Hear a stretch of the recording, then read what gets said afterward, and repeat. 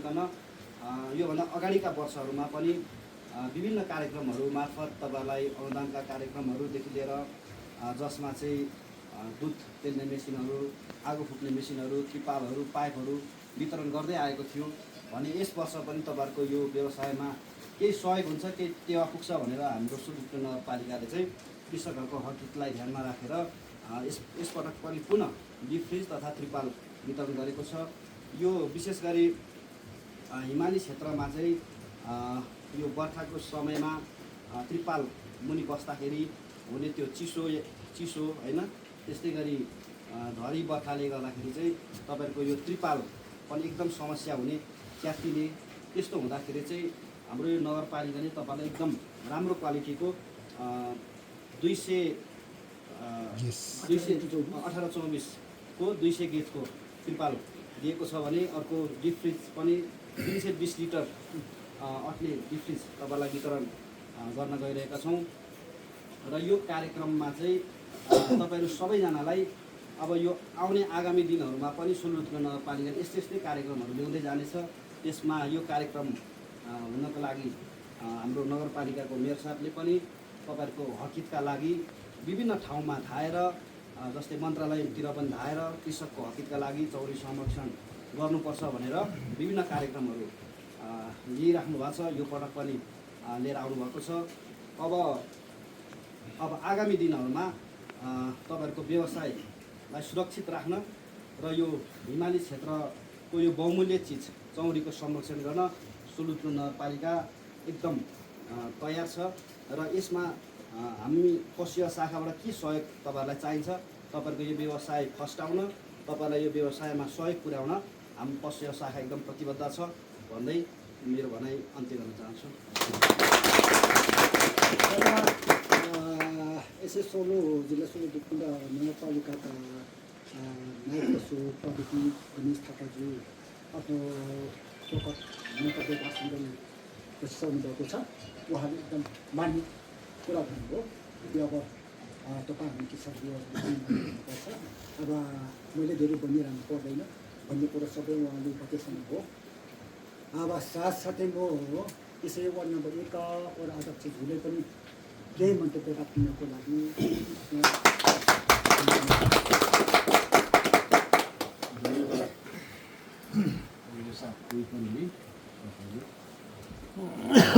यो यात्रा वर्णन कार्यक्रमका अन्तर्गत डिप फ्रिज तथा त्रिपाल वितरण कार्यक्रमका अन्य अतिथि सोलुखुम्बु नगरपालिकाका मेयर श्रद्धेय श्री मङ्गल ढङ्गी शेर्पाज्यू, पशु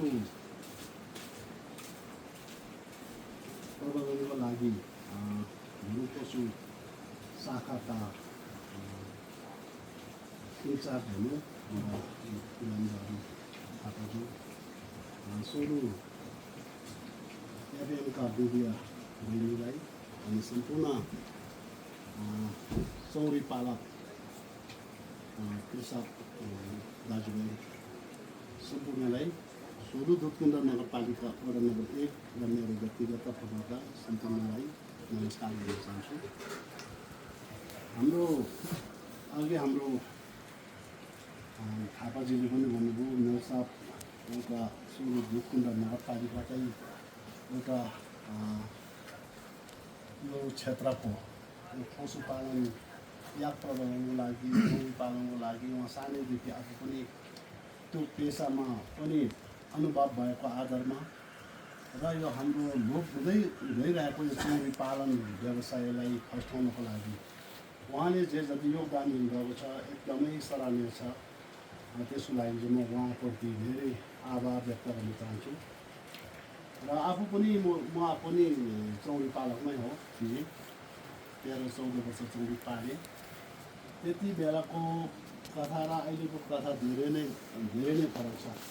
त्यति बेला चौरी पाल्नु भनेको धेरै कठिन कुरा थियो। अहिले धेरै सुविधाहरू प्राप्त भएको छ। तपाईँले बिमाको सुविधादेखि लिएर यसरी अनुदानको कुरा, ट्रिपल, अब यो डिप फ्रिजहरू धेरै उपयोगी छ। घिउ कुहिन्छ कि स्यार्पन कुहिन्छ कि सोसिङ कुहिन्छ कि इत्यादि कुराहरू चाहिँ तपाईँहरूले यो वितरणले धेरै ठुलो सहयोग गर्नुभएको छ, बुझेको छ। आज यो ट्रिप पहिले हामी सानो हुँदाखेरि बगरी हिँड्नु पर्थ्यो। अहिले अब त्यसको विकल्पमा अब यो एकदमै राम्रो भेजको क्वालिटी टपिङ प्राप्त गर्दै हुनुहुन्छ। त्यो भनेको तपाईँहरूको लागि धेरै राम्रो कुरा हो। तपाईँहरू सम्पूर्णले म बधाई भन्न चाहन्छु। र जे होस् मेरो हिसाबले अब जे होस् सोलुखुम्बु नगरपालिकामा विभिन्न क्षेत्रमा हरेक क्षेत्रमा कसले के आवश्यकता छ, कस्तो खालको दुःख छ, ती कुराहरू उहाँले सदैव मनन गरिरहनु भएको छ, चिन्तन गरिरहनु भएको छ। सबैलाई एकदम समान व्यवहार गर्नुभएको छ। भनेदेखि ढाक सिन्धुको यो चौरी पालन व्यवसाय फर्स्ट आउनु गयो भने यसले अर्थतन्त्रमा हाम्रो गाउँको अर्थतन्त्र ठुलो फर्क मान्न सक्छ।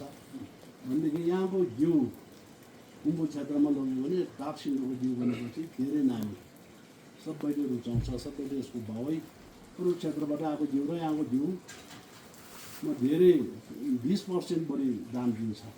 भनेदेखि यहाँको घाँस राम्रो छ। यो धुपकुण्डा हिमालको एउटा पवित्र तीर्थस्थलको कारणले पनि होला यहाँको चाहिँ धेरै यहाँको छुर्पीहरू भयो, यो सेरगमहरू भयो, हरेक कुरा यहाँ उत्पादन भएको जडीबुटीहरू हरेक कुरा राम्रो छ। त्यसले गर्दाखेरि तपाईँ हामी सबै भाग्यमानी नै भन्नुपर्छ। र अहिले अब भनौँ तपाईँहरूसँग धेरै समस्याहरू होला, औषधिको कुराहरू हाम्रो पशु शाखाका हाकिम यही हुनुहुन्छ। उहाँले पनि अब ठाउँ ठाउँमा समय समयमा तपाईँहरूले सम्पर्क गरेर डाइरेक्ट के कस्ता ठुलो समस्याहरू छन् त्यो उपयोग गर्नु राम्रो कुरा हुन्छ। र जे होस् आजको यो कार्यक्रम एकदमै राम्रो, एकदमै सौहार्दपूर्ण, एकदमै सफल होस्। तपाईँहरूको चौरे पालन एकदमै सफल भएर ढाक सिन्धुको उन्नतिमा फर्क मारोस् भन्ने शुभकामना गर्छ। मैले सबै गर्न चाहन्छु। धन्यवाद। अब उहाँको महत्त्वपूर्ण भनाइहरू सक्नु भएर अब